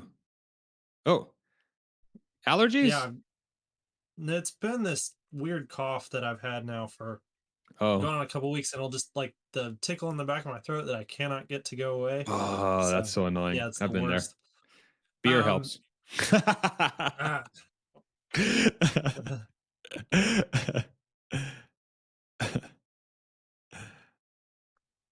so anyways, yeah, as I was saying, what do you see the community forum? What role does that play in the overall channel? Is it a sandbox that you can experiment with things? Is it a source of maybe ideas and like testing things? Um, is it just like a practice arena? Like, yeah, what do you kind of think? And then, so if you didn't do that, maybe what way would your channel change? It's all of the above. I mean, it's a place for experimentation. It's something that I think makes me different from every channel. So that in itself, I think is really cool, and I like that about it. It's a place to give back to my community. Be like, hey, like I offer this as something that says, hey, if you support me and you find this to be of value to you, let's all get on together as a group and talk about stuff, in front of people, so that people can also be part of that. It's truly building that community. I also think it's probably the best way to get ideas out that haven't been heard before. And because the one dynamic that's really interesting is, you have these talking heads on YouTube, like myself and all the other, if you take Tesla YouTube as an example, there is like what, 30 plus of them that are well known, Hmm. maybe more. It's a one-way relationship. So we throw the ideas out to you, or our opinions or our suggestions, but then I don't know what comes back. And I don't know what kind of like ideas that puts in someone's head and how they're formulating and processing that information. So the community forum for me is a way to be like, okay, when we're throwing stuff out, I would love to hear what's coming back, because they've had a chance to think about it. And if I provide a forum where folks feel comfortable voicing their true opinion, then we can really start moving forward on certain things instead of it just be going into basically a black hole and nothing comes back. Right. I Hmm. think there's a lot of value in that. And not only do I get to hear that back, everyone gets to hear that back. So it's a value for everybody. So that I think is very, very valuable. And it's also an opportunity for people that maybe find that to be fun, or maybe they want to work on their public speaking skills, or maybe they want to get with other like-minded individuals that they don't have a chance to talk about Tesla and Elon and technology and all that stuff. I provide the forum for them to do that, which was inspired by TeslaCon. You have all these Hmm. folks that are very passionate about the company are are ingesting the information, but they have no one else to talk to about that stuff. I'm like, okay, cool. So maybe I provide that as a perk. you know let's all sit down together Hmm. and discuss these things live, not just on a Discord, but like live, person to person, face to face, so that when I say something, I can see your reaction and see like, oh wow, that tickled, you know Hmm. that tickled. Something happened in there when Hmm. I said that, right? So that's a dimension that's missing from just text, right? So which I think is very valuable. Yeah. Yeah. It's all those things. It's all those things. What do you think? What do you like about it? Um, yeah, I think a lot of those things that, especially, I think what drew me to it originally was I just don't get to have those conversations. I know you've gotten this comment 100 times that not many people want to hear me Yeah. think through the Not things, even my and damn wife. she's like, shut up and go talk to your YouTube peoples. Exactly. Yeah, and so that was one of the things that was huge for me early on. But then getting to participate in it, I love also being able to, because it's one thing to think about this thing in isolation, and it's another thing, like you said, to think about this thing in the context of some other people who maybe they're having different ideas and it's helping you connect dots before that you didn't see went together. Maybe they're pushing back on you and saying, no, I think you're friggin' stupid, that was retarded, don't say that. Yeah. Um, or yeah, just being able to, and then sharing all of that together with the people that are there and then the people that are in the comments. All of Yeah. that is a lot of fun. So do you see the conversations that you're hosting with, like panels of talking heads, similarly, differently, to the community forum discussions? You mean with like when I have like folks in the YouTube community come on? Yeah, so when you'll do a panel and say it's like Ross Gerber and Gary Black and Similar. Alexandra. Similar. Um but I'm also conscious of the fact that the viewer is also there to really hear their opinion as well. I Hmm. think there's a lot of value in that, right? Um and I sometimes mix the two. I like, which we've done in the past. Like for Hmm. example, this Monday we're Yeah. going to have Sandy Monroe and Jordan Gissigi with the community forum. And I know Sandy's gonna love the hell out of that because Hmm. he's the man of the people, and so is Jordan. Like these guys Hmm. are do very well in that environment. Not everybody does though, and that's the thing I've learned is like not everybody's comfortable in that because you might get blindsided, and some folks are not You, particularly comfortable in that, which I want to you respect. You know. you mean James Stevenson doesn't necessarily want a comment he wasn't expecting to? Maybe we'll get him to do it one day. James, if you're watching, bro, come on. Yeah. Step outside your comfort zone. We need James Stevenson and Gordon Johnson on the same episode. Oh my God. That Could you would be like imagine? amazing. Like you'll have one that's like super animated and the other one's like super stoic, like just Mhm. super like chill. And Gordon's like, what? You can't see this?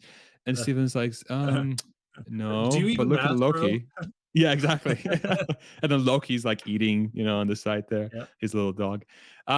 It's a little bit different. I'm cognizant of the fact that, especially that, I've been very fortunate to Mm. have folks that are very respected by the community. Tomorrow I'm going to have Alexandra and Ross on at the same Mhm. time, And Alexandra's like almost my co-host now because she has so many good Yeah. questions. I'm like, run with it. Like, I'm not even gonna get in Yeah. the way, bro. She Like, is this is awesome. I value. love her. She's so good. She's Alexandra. Mwah, we love you. Yep. Seriously. Mhm. Get your channel going. Why are you coming on mine? Do it on yours. What value do I bring? But I'm blessed and very happy to be part of that, but it's a different vibe. It's a different vibe. What I do try to do with every single one of those conversations is that I very, very much try to ensure that the guests are as comfortable as humanly possible, and getting to like a vibe where we're all kind of just friends talking about important stuff. I feel like those are the things that are really rewarding to me, is when I get to sit down with people about really important stuff, and have the sort of a comfort in being able to go back and forth in those conversations without any fear of judgment, but with somebody there to sort of try and draw your strings, like try to like start pulling you this direction or that direction. Or if there's something there that's missing, maybe we go there a little bit. And Mhm. that's what I'm always looking out for. And it's hard because like, I mean, I'm not super focused 100% of the time. 1% of the time I might like, my mind's like, oh my God, I'm hungry. I'm like, fuck, Mhm. what are we talking about? Like that's happened before. And it, happens probably more than I like to admit, to be completely honest, but then I can bring myself back. But that's like, but being able to have a conversation where everybody feels really, really comfortable is very, very important. And that's the same thing for the community forums or the panels with the sort of talking heads. Um, yeah, And then, so on the one of the things you were talking about in the community forum was getting that feedback from the community, like how is this landing? Do you at all see yourself as trying to provide that same type of signal back to, some of the Ross Gerber types, or the I mean, one of the things about Gary and Ross is they are very interactive on Twitter, and so I think they probably get a lot of signal back for originally. sure. But anyways, yeah, just thinking about how you view your role Yeah. in that discussion. Like, are you kind of intermediating that? A little bit, yeah, for sure. Like I always, I always got my eyes on the comments flowing through, and I'm kind of seeing, okay, how is the sort of folks, how are they perceiving the conversation? Sometimes, what's hard is when doing it live, you'll be talking about something you want to talk about, but then people are like, "Yo, move on already, we're done," and I'm Hmm. like, I gotta tell myself, I'm like, no, this is my channel, like, and this is something that I've had to learn how to do. But like I love my viewership, but if I want to talk about something, you're either going to sit through it or you can go watch something else. And I'm completely okay with either. Okay? Cuz if I'm not enjoying what I'm doing, I'm not going to be doing it. And Hmm. I have to be very careful with that because I know who kind of person I am. If I lose interest in something, it's over. I'm never going back to it ever again. Yeah. I'm moving on to the next thing. So the last thing I want to do is put myself in a situation where the YouTube channel becomes a chore and I'm like, okay, I'm screwed. Then I disappear. Hmm. And I think some people will be upset by that. And I don't want that to happen, you know? And I really enjoy it. I don't want to sour for myself either, but I do keep my eye open. I do keep my eye open, see how it's going. And sometimes there'll be like a nugget that gets thrown in the comments. What's cool though is that with StreamYard, the viewers can also see the comments, like the panelists. I mean, they can see the comments as well, so Hmm. like they know what's going on, and they might use that as a signal for themselves. And I applaud all these folks to be comfortable in that setting, because it can be upsetting to see a comment that flows through you like, oh man, that kind of hurts. Like that's, and then it screws up your mind.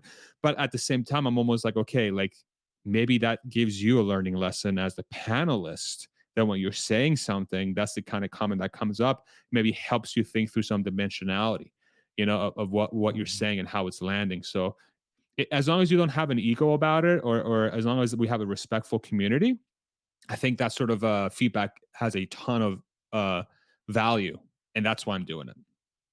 Hmm. So let's kind of move into talking about where do you see all of this going, and we'll attack that through kind of a blue sky question. Like, if you had a small, focused, extremely awesome, talented team and all the resources necessary for them to do their job, like, what is the problem that you would unleash them on, and why? I would love to get my long form videos to be digestible and short form content in some way because I love doing long form, but it pisses me off to no end that I've spent, say, 5 to 7 hours a week on content that I feel is valuable, but a lot of people don't see it because it's long. And so, what I'm trying to figure out is like, okay, without me sitting down and rewatching myself for 7 hours, how can I withdraw the most valuable nuggets and post them out there for people to see so that as many people as humanly possible can draw value from the content that I've created and selfishly to grow the damn channel, right? I think those two I think those two things are pretty obvious for me. Um that's like a business minded decision that I would like to do. Outside of that, man, I've been thinking how to be more valuable to more people outside of just Tesla and Elon, you know? So I feel like I've learned a lot of lessons in my life. I think I can provide a lot of value in a lot of different things. For example, two of my friends came over the weekend. They both work at Tesla, and they came to visit me and go to the Gigafactory and stuff and check that place out. But um, both of them I mentored, I brought up, I hired, and they're doing a kick-ass job.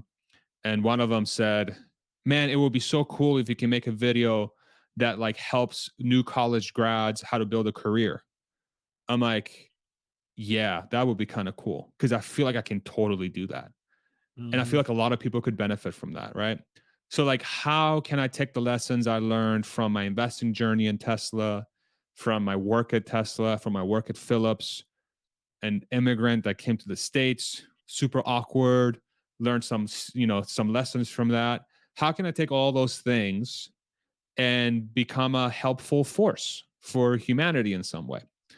That takes a level of introspection that I'm starting to go through. That also takes getting over imposter syndrome and feeling like I am worthy of that journey. And it takes a sense of vulnerability as well. But I think ultimately it could be very valuable for a lot of people because, one of the things I'm finding out is that I think folks appreciate my approach. And I don't know if it's unique. I don't know if it's like really all that special. But if there's folks out there that appreciate it and it seems to be growing, then I feel like I should do that. I feel like I should do that and provide that value to people.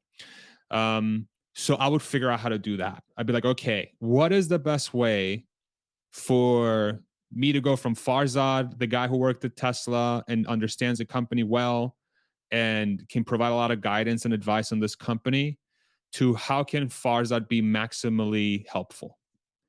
And I would put those folks into like, okay, help me figure me out. Because I need help. And the crazy thing is like my wife's sort of that, honestly. My wife is kind of that. She is the person that will, she's been on me for the last couple months. She's like, is that all you're going to talk about is Tesla and Elon? Like, it's great and everything, but really, is that all you're going to talk about? Like, yeah, but it's fun. Like, everybody likes it, and I like it, and it's fun, and I love Tesla, and Elon's super cool, and it's very interesting time right now. There's so much to talk about.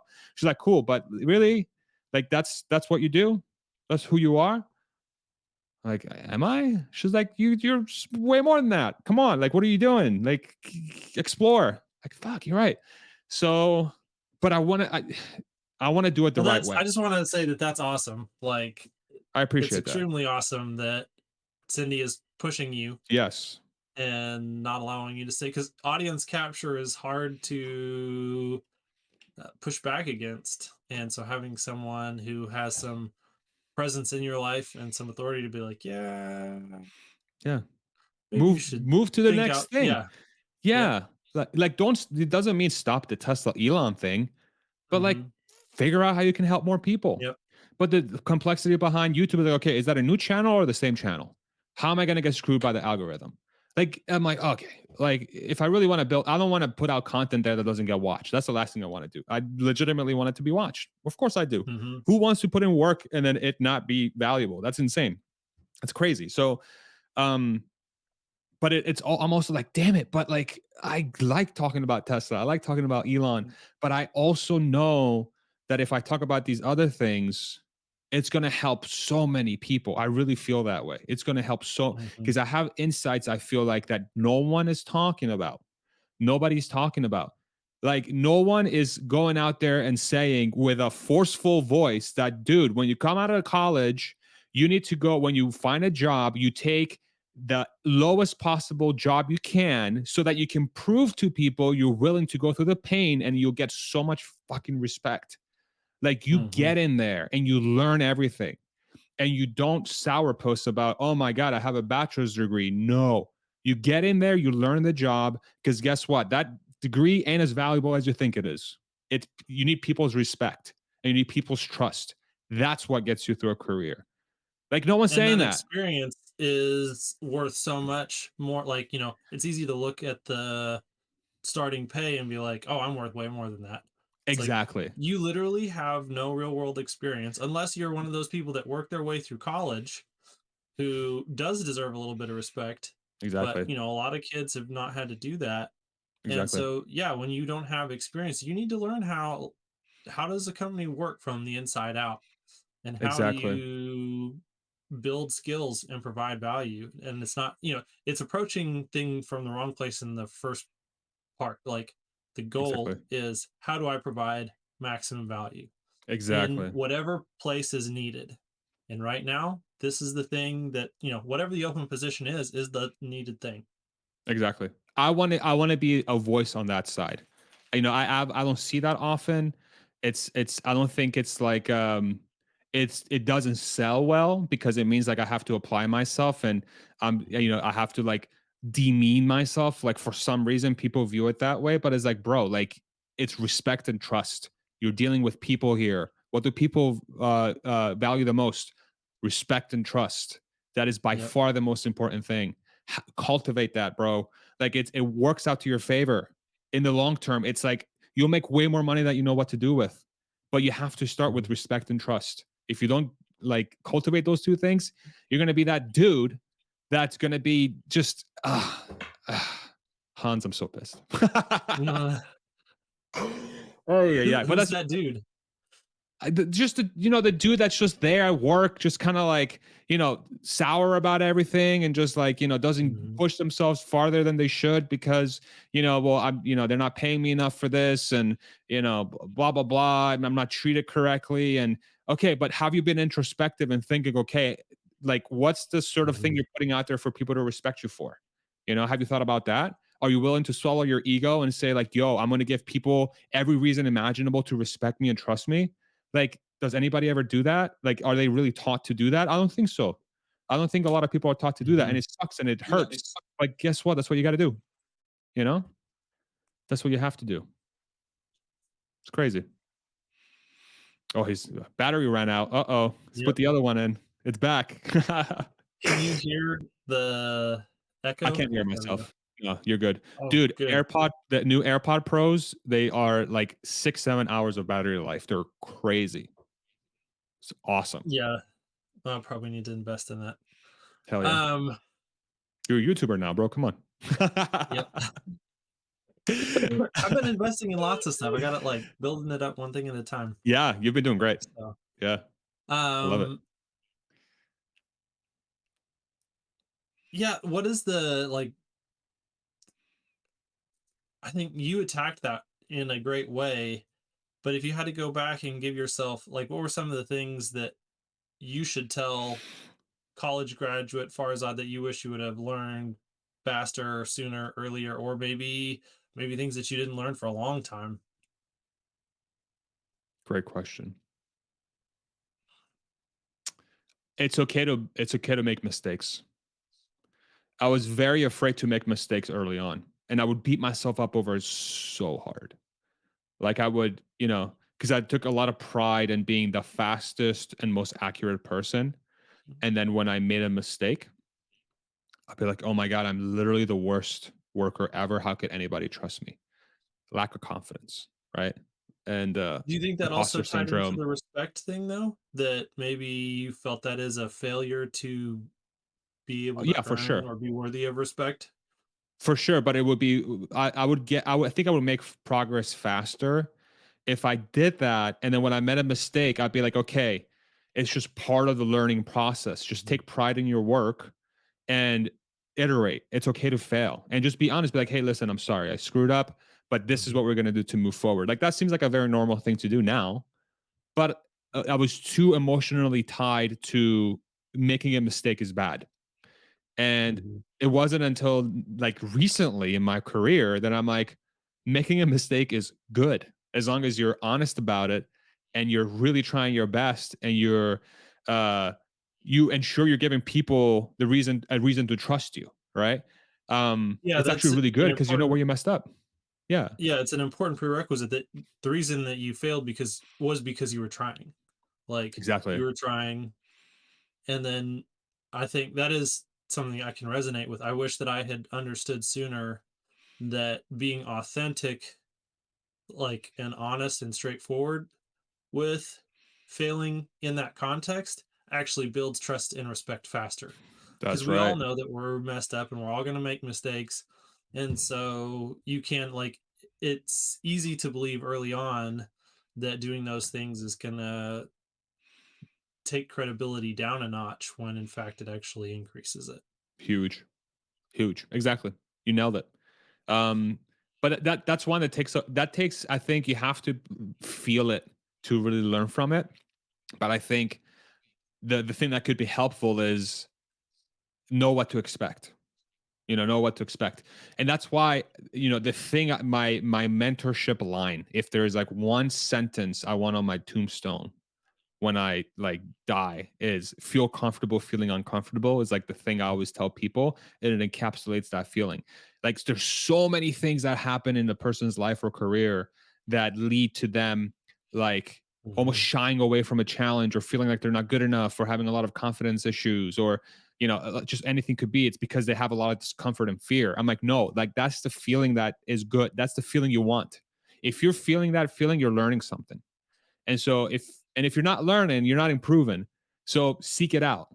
So to the point where if I don't feel that feeling, I'm like, okay, I'm freaking out now because I'm not feeling like I'm uncomfortable. So like I seek discomfort in a way. It's like like there's something wrong, mhm, right? But it's very important for career building and but in an honest manner, not just like jump from job to job, get your resume looking good and sort of like, you know what I'm talking about. There's people out there that don't do a lot, mhm, but they make a lot of money and they don't necessarily bring value. They just know how to appear like they're doing a lot of work. Those are counterproductive. They're sucking up. Those people are soaking up resources that are not being allocated correctly. Those that resource allocation should be done much better. So like in my head, I'm like, how can I help humanity have more of those folks that when they're given money, they put it to good use because they're building great skill sets through the careers they're undergoing and the sort of values that they're developing to be really good stewards of that asset that they're being given to put to good use, you know? Like how can I be that person? How can I make that happen for society? And that's kind of like a root cause. I'm like, okay, that's why stepping away, not fully, but somewhat from the Tesla Elon thing and trying to help the next generation of people becoming more of those good stewards of capital, which Elon talks about. But mhm, like how can I be part of that, And it takes a lot of honest conversations and embracing discomfort. It's not a pretty road. It kind of mhm, sucks. But the end result is that you've created amazing things. People will respect you. You'll build friendships of a lifetime. You'll become a leader. And then you'll be the person that will pass on your lessons that are going to be better than my lessons because you've taken mine plus yours and you're going to pass it on to the next generation. You know? How can I be part of that, like that train? I don't know what you want to call it, but ultimately, I think that's where I can bring the most value. I think long term. Yeah. Well, and that's something also that I think is important within the Tesla community, assuming that the stock does what we anticipate that it will do, long-term holders will then be large stewards of capital or stewards of Exactly. large amounts of capital. And so, yeah, I mean, I don't know how much it needs to stay inside or outside. Like maybe it's just addressed to a general audience, but also knowing that, because I think that's a huge question that I have in my mind is how do we, as a Tesla community who are inspired by the mission of Elon, if we're all in and we've invested and we become enriched by that, how should we then think about trying to deploy that in a way that is gosh, I love that. How can we deploy that in a way that is, does honor and respect to the mission that inspired us in the first place? Right. And like really honor and respect to the situation that you're in, like not very few people have a chance to have that opportunity, and I'm a believer that we only get one shot at this thing. I'm not necessarily like a religious person, and I don't have a I don't know what happens afterwards, but I think it's just kind of like, okay, that's it. And that's like an insane opportunity. And if you have that opportunity, man, you should be taking advantage of it. But like how to maximally do good instead of like maybe having it sit there and just chill. And every person has a right to do that, right? I'm not gonna say like that's a bad thing. Like, do you? You know, maybe you're doing that in different ways. Great. Maybe it's emotional. Maybe it doesn't have to like capture. Maybe it's not an asset driven thing. Maybe it's more emotional and it's different. Maybe it's more spiritual or religious, whatever it is. Um, but it seems like that's how you really advance like in societies that have shown in the history of humankind that the best way to improve everyone's life is by figuring out how to um you know put capital to use in the best way possible so that most people can have access to those improvements, whatever that means. It's innovation, and you innovate through capital allocation. Seems pretty simple. Yeah, and I think it's more though also than just like it's capital and culture.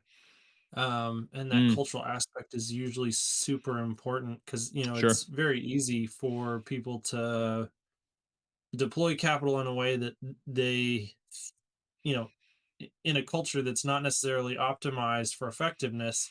It's like these are the things that we need to be spending money on, and then you deploy them, it's like, oh, we got zero Whoops. return on investment for all of that. Yeah. Very true. And we didn't realize, like, we just didn't understand deeply like what all the implications of that were. Very true. um so because that's being exposed to multiple cultures, it's interesting to see like why is it that some, like, there can you can have equal levels of industriousness across cultures, and then the complexity of the things that can be built in the different cultures is radically different, and like why is that? Yeah, it's crazy, dude. Meta has $30 billion of R&D expense in the last 12 months, and Tesla has two. Yeah, What in the hell? What yeah. what are they doing with $30 billion? Like that's literally how much is spent on a Hmm. headset. Like what's going on? And I don't want to hate on Meta, incredibly talented team. What are you Hmm. doing? What's happening? How can a company take 2 billion and build huge factories, and then a company spends 30 billion doing what? Hmm. Like where, it's strange. I think it ties into the uh, what's going on with Twitter right now, maybe a good window into this, that Sure. people are like all kinds of up in arms about how Elon had to lay off half the workforce and people having to like work long hours, and there are people that are sleeping at the office, and there's just like this cultural revolt against that. And but I think that kind of thing is part of what it takes to get that radical level of efficiency that Yep. I think it was one of the BBC interviews here recently. One of the people, or no, it was actually the Andre Karpathy interview with Lex Friedman, where Andre was talking about one of the things that Elon is so good at is fighting entropy at like a cultural and organizational level, Yep. and that he thinks a lot about that. And Andre learned a lot from him about that.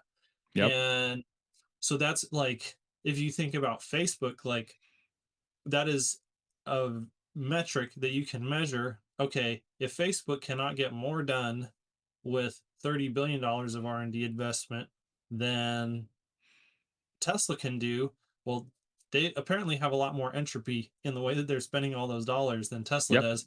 Maybe it's they're pursuing the wrong problems. Maybe they're just pursuing them in the wrong way. Maybe there's not like a culture of, hey, like we actually need to see ROI on these. Like, I don't Yep. care if you try and fail, but you need to do that with small amounts. Like, go back to part of the earlier conversation. Like, here, I'm going to give you a little bit, try something, try something, try something. And now we're not going to give you more money until the thing that you want to try has actually gotten some results. Right. And then, okay, got some results. Now let's start building that snowball and working on the compounding. Whereas it seems like at Facebook, like they're just taking huge bets and like, I don't know if any of them are going to pan out or not. Right. Um, so yeah, it like that's the lens that I'm actually kind of watching what's going on in Twitter through. Yep. Is it's super uncomfortable to, and I think that's what potentially makes Elon so unique, is that he's just willing to pay a higher price than most people and do things differently than anyone else is willing to do. Like, if I was Mark Zuckerberg, I want I was a manager. I wanted my people to be happy. Like, when I had to demand things of them that were uncomfortable, most of the time I was like, nah, I won't do that. Like, and But you it have leads to. to bloated costs, and it leads to, yeah, just not being Yeah. as effective as you could be. And that's Yep. part of what Elon does. He's like, no, actually, what I demand from you is maximum effectiveness. Exactly. And I'm going to hold your butt to the flame that we are going to get maximum effectiveness. And he's unrelenting from that perspective. That's what's Yeah. that is exactly Elon. That yeah, I think, but I'm pretty sure Mhm. we're correct in this case. That Well, I is the mean, watching brilliance what's of going on at Elon. Twitter would confirm that. Yeah. Like, Yeah. he's not taking a different approach now that he's there than he was Dude. before. Yeah, I think, I was making this comment on Twitter, I think it was yesterday, that we're gonna see some very, very interesting takes in the not too distant future, where people are basically just going back and digging up tweets from this whole thing and telling the story of, wow, like Harvard Business School case study, this is how you make a transformation. They Yep. shipped 30 times more project or product updates to Twitter in a year than in the entire previous history of Two the months, bro. company. And yeah, like it's going to be insane. And I Yeah. think it will, yeah, when people realize, because, you know, this pace of innovation is what they do at Tesla, but the customer can't necessarily see all the things that are going on underneath the hood of their car. And maybe they don't appreciate it. Like, we've had to do a lot of research and exposing ourselves to a lot of content. Like, you have to go watch Joe Justice, you have to go watch Sandy Monroe, you have to talk to engineers, you have to do a lot of investigation to understand, holy crap, like this is 100%, like, go watch Autoline. This is 100% different than any other company makes a car. Yep. And they're just on a completely different playing field in terms of the speed with which they move. Twitter's not that, like, everyone can see it's going to be out in the open in public, all these changes, and it's going to be messy, and people are not going to like the way that like the public is now going to get to experience the messiness of the transit. Like, Exactly. there's no such thing as transformation without pain. And so, like, all of the users of Twitter are going to get to experience and Yeah. It's gonna be chaos. yeah, suffer through all of that. But then it's like, as it becomes more and more and more and more what it's going to be and becomes super useful and invaluable. I mean, there are so many things that we use all the time that we're like, we crap on them, but we still use them. Like, I Exactly. hate Google having all my data, but I still do everything in Google. Like, Jeff Bezos it's is still a my search jackass. engine. Oh my Yep. God, I Amazon's buy here. all my stuff from Amazon. Yeah. Yeah. Yep. Exactly. Fuck Jeff Bezos on his yachts. Ding dong. Oh my God, my shirt's here. Literally, literally every time. You know what's the other thing too with like if you compare Tesla and SpaceX to Twitter, that's correct. Like you have to go under the hood literally to find out the changes, but it's also a physical thing. It requires a supply chain. And as fast as you want to move, supply chains ain't built overnight, bro. Like they take Yep. forever. It's so hard. Twitter software, it's Yeah. code. Like, yeah. And it's outward facing. So you get a double whammy. You're going to get everyone to see how the quote unquote sausage is made. And then it's also going to change even faster than they thought, but not really. It's software versus physical, like hardware. Hmm. Yeah. Um, yeah, dude. I'm so excited. I'm so pumped. Yeah. I have wonder, like, wow, like did the universe push me to like leave Tesla when I did so that I can get my chops up as a content creator so that when Elon buys Twitter, I can be one of the first ones to leverage that platform to embark Hmm. that journey. You know, because now I got some chops. Like I know what it means to be a content creator somewhat. I know what people are look for. I know how to like talk in front of a camera now. I got a microphone in my face. Now when they, flip on their creator tools in Twitter, I got this tool set. I'm gonna freaking go at it like I would at Tesla or at Twitter or whatever. And now I feel like that's going to be Hmm. like it seems. This is why I think I'm the luckiest person in the world because I can't tell you how many times these paths have showed themselves to me that I'm like, obviously that's the path I got to go on. Obviously, and maybe I got to give myself credit for like going on those paths and maybe identifying those paths. But like those paths have been there for me so many times. And that's luck. Like that has to be luck. It has to be luck. Um, but that's happened to me so many times. Yeah. But I give myself a lot of credit for capitalizing. I'm a Yeah. if there's one skill set I have, I think that's maybe unique to me is that I seem to be good at capitalizing on opportunities. And I'm always looking for opportunities. Always. Always, always, always. There's this super confusing phrase that comes up in the New Testament a bunch of times that uh and different people use it. It says, "To he who has more will be given, and to he who does not have even what he has will be taken away." And it's like, okay, what the heck? That's messed up. And what are you saying? But I think the older I get and the more I observe the world, my takeaway is that it's a compounding thing. Mm, That if you see an opportunity and you take it, like basically that there's opportunities around us all the time. And if you see one and you put yourself into it and you take advantage of it to the best of your ability, then you'll be able to see the next one a little bit better. And you'll have a little bit more understanding of how you need to apply yourself to take advantage of it. And then a mm, little bit more, and then a little bit more, and then a little bit mm-hmm, more. And it is just this compound thing that mm-hmm. eventually you'll be in the right place at the right time. It's like that overnight success story that was 10 years in the making. Like Exactly. those opportunities are around us all the time, but you need to be prepared when they come with the right ability to see the opportunity, the right tool set to be able to take advantage of the opportunity, and then the wherewithal to be able to focus on it and apply your energy in that direction. Yep. And you get those things by taking advantage of little opportunity after little opportunity Yep. after little opportunity.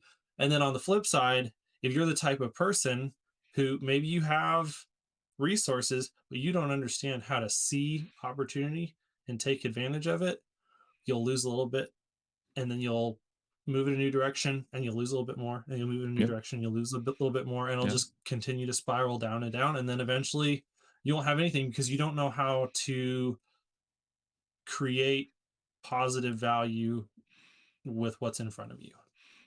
Sounds like Jesus was great at investing. I'd say so.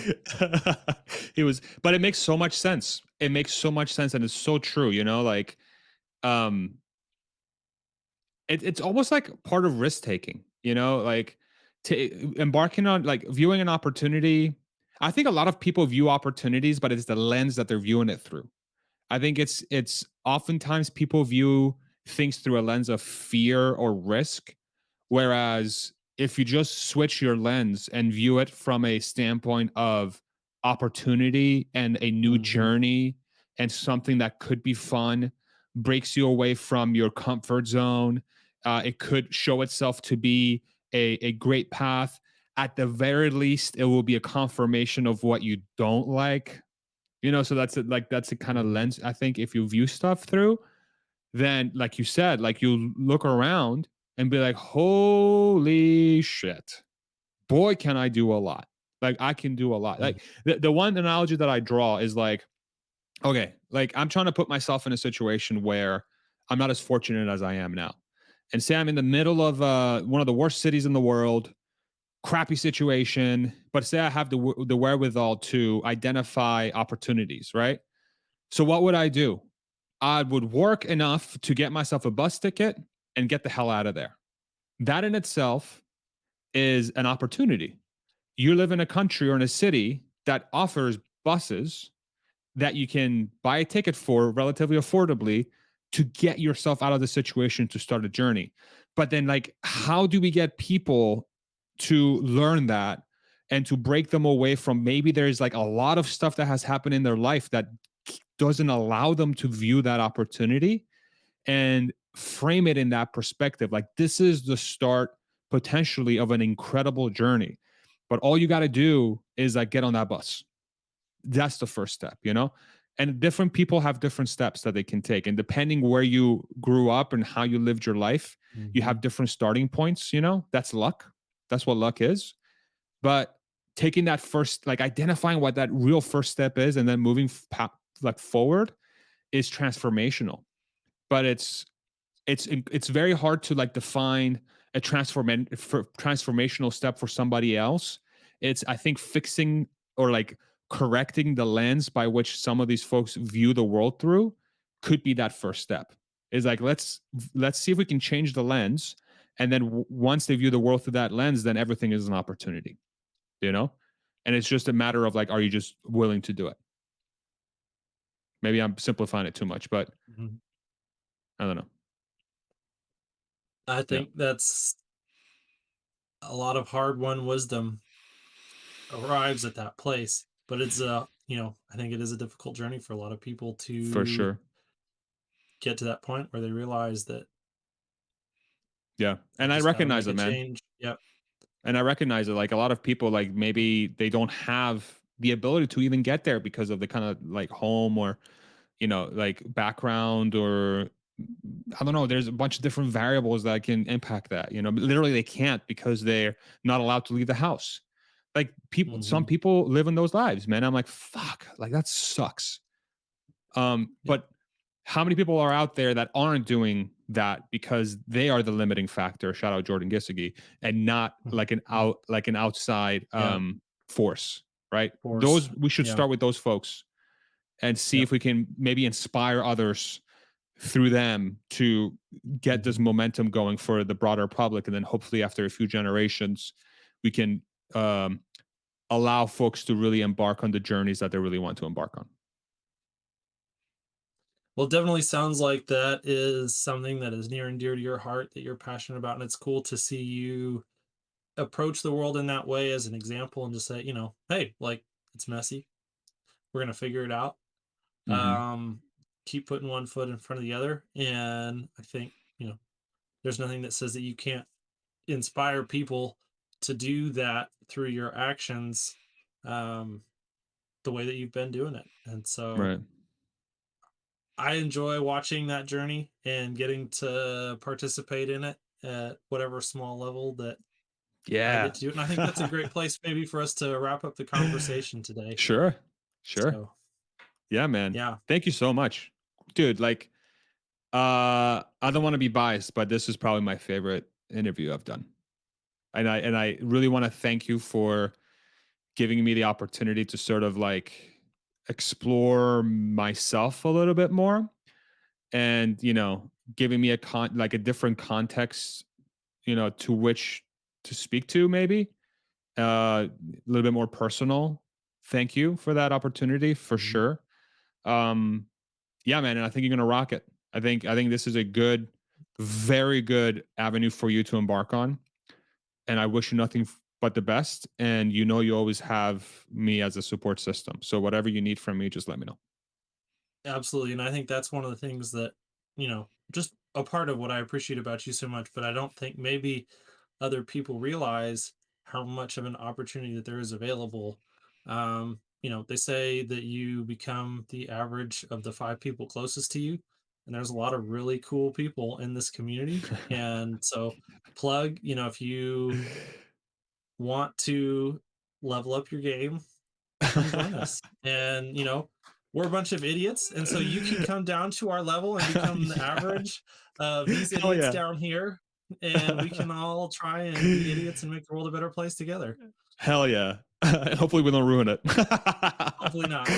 Famous last words. No.